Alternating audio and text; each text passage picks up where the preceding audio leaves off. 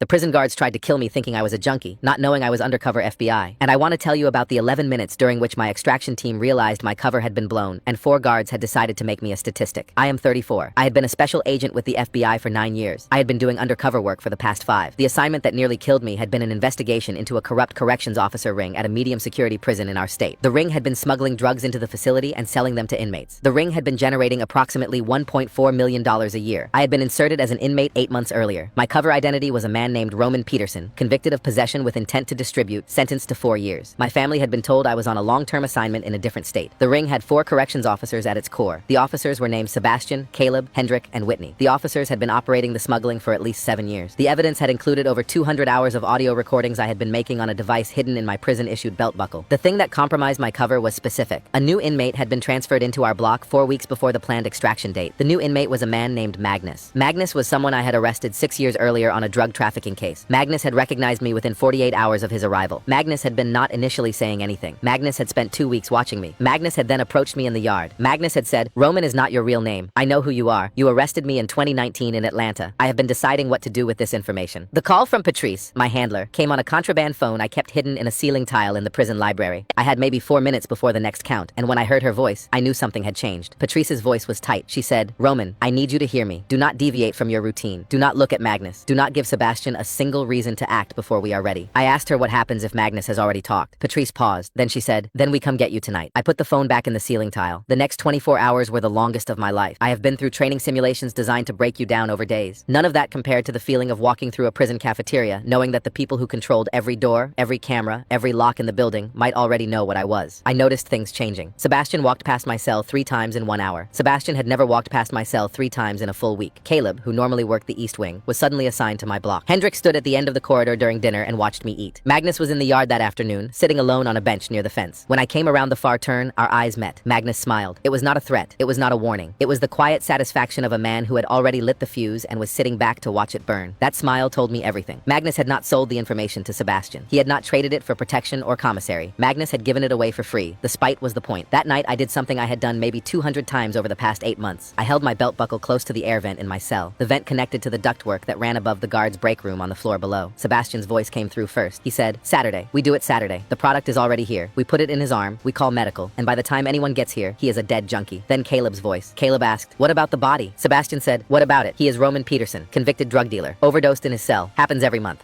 My hands were shaking so bad I thought I was going to drop the buckle. I pressed it harder against the vent. I held that buckle against the grate for another 6 minutes until the conversation moved on to shift schedules. The next morning, I used the dead drop protocol to get the recording to Patrice. She called me on the contraband phone that afternoon. Her voice was cold this time, decided. She said, "Saturday is in 48 hours. We are moving extraction to tomorrow night, 8 p.m. A guard will come get you for a routine transfer. You go with him. You do not pack anything." I said, "Okay." I had 26 hours. Saturday morning, I opened my eyes, and for the first time in 8 months, I did not immediately think about my cover. I thought about my apartment. I thought about the couch with the dent in the left cushion where I always sat. I thought about my real name. I said it in my head, just the first name, and it felt strange. Like a word you repeat so many times, it stops meaning anything. For 12 hours, I let myself feel like a person instead of a cover identity. I ate breakfast, and I actually tasted the food. I picked up a book, and I read it. I told myself that by tonight, I would be in a vehicle heading away from this place. That was my mistake. Not a mistake of action, but a mistake of feeling. I relaxed, and when things started to shift, I was a half second slower to notice than I should have been. At 4 p.m., Sebastian did not show up for his shift. Sebastian had never missed a shift in 8 months, not once. When 4 o'clock came and the south corridor stayed empty, I felt something cold settle into my chest. At 5 p.m., Caleb appeared on the block. He was not supposed to be there. Caleb worked the East Wing on Saturdays, but there he was, walking down my corridor with Hendrik right behind him. Both of them off duty, both of them in uniform anyway. Caleb stopped outside my cell. He leaned against the door frame and looked at me. Caleb said, "You look nervous, Roman. Something on your mind?" I kept my face flat. I said, "Just a headache." Caleb tilted his head a little. Then he said, "I bet. Headaches can be dangerous in here. You should see medical." He pushed off the door frame and walked away. Hendrik followed. The timeline had changed. Something was wrong. What I learned later, and what I'm going to tell you now, is this. At 6 p.m., Whitney was sitting in her car in the prison parking lot. She had been sitting there for 40 minutes. She had a prepaid phone in her hand. She had 2 kids at home. For 4 years, Whitney had told herself a story. The story was that the drugs were the inmate's choice, that she was just the delivery system, that the money she made kept her kids fed and clothed and in a decent school district. Whitney had believed that story for 4 years, but a syringe full of drugs pushed into a man's arm while he slept was not delivery. It was murder. And Whitney could not make that story work no matter how she told it. So she sat in her car for 40 minutes, and then she dialed the warden's office from the prepaid phone. She said one sentence. "They are going to kill the inmate in cell 14 tonight." Then she hung up. Augustus Marlowe, the warden, received the call at 6:02 p.m. Augustus had been read into the FBI operation from the very beginning. When he heard that message, he picked up his phone and called Patrice at 6:04 p.m. Patrice's response was immediate. She said, "Move him now. Do not wait for 8. Move him right now." Augustus contacted the officer who had been selected for the extraction. The officer was briefed in the warden's office at 6:20 p.m. He was a 6-year veteran. He asked exactly one question. He said, "Are the 4 of them armed?" Augustus said, "They have access to everything in this facility." The officer nodded. He said, "Then I need to move fast." At 6:38 p.m., the officer appeared at my cell door. I was sitting on my bunk. The clock on the corridor wall said 6:38. I was expecting someone at 8. Not now. Not an hour and 22 minutes early. The officer said, "Peterson, you are being transferred. Come with me, right now." I looked at his face. What I saw was urgency, and it was not the kind of urgency that comes from control. It was the kind that comes from protection. I stood up. I followed the officer out of my cell. Our footsteps echoed off the concrete. We were maybe 40 feet from the end of the corridor when I saw him. Hendrik, standing at the far end, arms at his sides, watching us come toward him. Hendrik's hand went to his radio. He keyed it, and I knew, right then, that whatever time I thought I had just ran out, the officer moved faster after that. He put his hand on my arm, not rough, but firm, and steered me through a set of double doors into the administrative side of the facility. He stopped at a door at the end of the hall. He opened it with a key from his belt. The room on the other side was small. Concrete walls, concrete floor, one door, no windows, a metal bench bolted to the wall. The officer closed the door behind us and locked it from the inside. I sat down on the metal bench. I said, "What happened to the 8 p.m. timeline?" He said, "Your timeline got moved up because their timeline got moved up. That is all I know. We sit here until the transport vehicle arrives." I said, "How long?" He said, "Patrice said 40 minutes. 40 minutes. I put my hands flat against my knees and pressed down hard. That was the thing nobody tells you about deep cover. You do not just pretend to be powerless. You become powerless. You live it for so long that when the moment comes where you need to be the other thing, the agent, the trained professional, you reach for it and your fingers close on air." 7 minutes passed. The officer's radio crackled. A voice came through reporting a disturbance in Block C. My block. My cell. The officer reached down and turned the radio volume low. He looked at me across the small room. He said, "They know you are gone." Another 3 minutes passed, and then I heard it. Footsteps, coming from the corridor outside. Multiple sets, moving fast. The officer heard them too. He drew his weapon. He stepped away from the door and positioned himself between me and it. At 7:28 p.m., the door handle moved. Someone grabbed it from the outside and pushed. It caught on the lock. Then a voice from the other side. Sebastian. He said, "Bellwether, open the door. We have a facility emergency." The officer did not respond. His weapon stayed up and steady. Sebastian's voice came again, louder. "Bellwether, that is an order. Open this door." The officer spoke then, and his voice was even. He said, "I am under direct orders from the warden. This room stays locked until transport arrives." There was a beat of silence. Then Sebastian said, "The warden does not run this floor. I do. Open the door, or I will open it myself." Then I heard the sound. Metal sliding into metal. A key going into the lock. Of course, the guards had master keys. The officer raised his weapon and keyed his radio with his free hand. His voice was clear and loud enough that the men on the other side of the door would hear every word. He said, "Warden Marlowe, I have 3 officers attempting to breach the holding area. I need immediate backup." The lock turned. The door swung open. Sebastian was standing in the doorway. He filled it. Caleb was behind him. Hendrik was behind Caleb. Sebastian's eyes went past the officer, past the raised weapon. His eyes found me sitting on the metal bench at the back of the room. He said, "There you are, Roman," or whatever your name is. I looked at Sebastian's right hand. He was holding a syringe. The cap was off. The needle was bare and the barrel was full, clear liquid catching the light. The officer had his weapon raised. He said, "Put the syringe down, Sebastian, right now." Sebastian did not move. Sebastian looked at the officer and said, "You know what he is?" The officer did not hesitate. He said, "I know exactly what he is, and I know exactly what you are. Put it down." Caleb's voice came from behind Sebastian. Caleb said, "Bellwether, you do not want to be on this side of this." The officer said, "I am on the only side that does not end with you in a federal prison. Step back." Nobody moved. The standoff held. 90 seconds of 4 men breathing in a concrete corridor, and a fluorescent light buzzing overhead, and a weapon pointed at a chest, and a syringe pointed at nothing. Sebastian took 1 step forward. The officer said, "One more step and I will fire, and every camera in this hallway is recording." Sebastian stopped. I watched it happen on his face. I watched the calculation. He was weighing the syringe in his hand against the weapon aimed at his chest, against the cameras in the hallway, against the radio call that had already gone out. I watched the exact moment the answer came back 0. Sebastian's eyes moved off the officer and found me. He looked at me the way you look at something you are seeing clearly for the first time. He said, 8 months. You sat in that cell for 8 months and you recorded everything." I said nothing. Sebastian said, "You ate with us. You talked with us. You played cards with Caleb on Thursdays. Do you feel good about that?" I looked at him. I looked at the syringe in his hand. I looked at the needle that was meant for my arm, and I finally spoke. I said, "You were going to put that needle in my arm and let me die on a concrete floor. You were going to write it up as an overdose. You were going to go home and eat dinner." Sebastian's jaw tightened. I said, "I feel fine about it." The officer's radio came alive. Augustus Marlowe's voice said backup was 30 seconds out. Sebastian heard it. Sebastian looked down at the syringe in his hand. He opened his fingers. The syringe hit the concrete floor and rolled once and stopped against the wall. Caleb turned without a word and walked back down the corridor. Hendrik followed. Sebastian stayed. He stood there in that doorway for another 5 seconds, looking at me. Then he said one word, "Whitney." Just the name. He knew. He turned and walked away. That was the last time I saw Sebastian as a free man. Within 6 hours, all 4 of them were in handcuffs. The extraction vehicle arrived at 7:52 p.m. Patrice was in the vehicle. The officer walked me out of the holding area, through the administrative wing, and through a door that opened onto the parking lot. I stepped outside. The air hit my face and it was warm and it smelled like asphalt and cut grass and exhaust from the running vehicle. And I realized I had not been outside without shackles on my wrists in 8 months. Patrice opened the door from inside. She said, "You okay?" I got in the vehicle. I said, "I need to call my mom." Patrice said, "We will get you to a phone." The vehicle pulled away from the facility. I turned and looked through the side mirror and I watched the prison get smaller. The fences, the lights, the concrete. All of it shrinking into the distance like it was being swallowed. I did not feel relief. I did not feel victory. I felt the weight of a belt buckle in my hand that held 200 hours of recorded evidence and 8 months of a life that was not mine. The trial took 18 months. The recordings were the foundation. All 4 guards were convicted. Sebastian, Caleb, and Hendrik got sentences between 25 and 40 years. Whitney got 9 years in exchange for her testimony, which became the key to the prosecution's case. She sat on the stand and described every delivery, every dollar, every conversation. She described driving to the parking lot and sitting in her car for 40 minutes. She described the phone call. She did not cry. She spoke like someone who had already accepted what was coming. I am out of undercover work now. I am a supervisor. I sit at a desk. I go home at a normal hour. I call my mother every Sunday. I have not been Roman Peterson in 2 years, but sometimes when I wake up in the middle of the night, it takes me a few seconds to remember which name is mine. I think about Whitney sometimes. I think about a woman who spent 4 years telling herself she was just trying to feed her kids, and who drew the line at the exact moment it mattered most. Her anonymous call took 11 seconds. Those 11 seconds gave me the 11 minutes that kept me alive. The foundation of the case is the recordings, but the foundation of my life is a phone call from a parking lot by a woman who decided, once, to be something other than what she had become.